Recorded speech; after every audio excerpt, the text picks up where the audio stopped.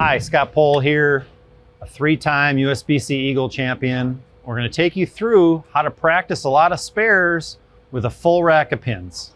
A lot of times we go to the bowling center, we just have full racks to shoot at spares.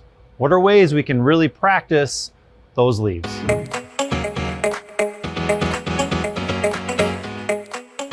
The first frame, on the first ball, we're going to go for the 1 pin or the head pin.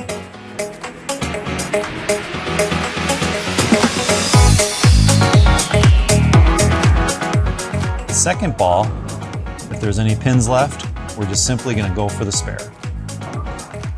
Now, if we're in the second frame, we're going to go for the 2 pin.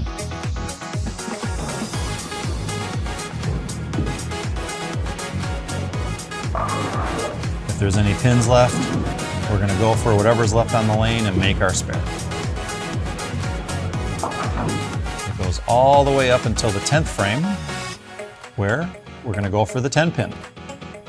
And if there's anything left, we're going to go for that spare again.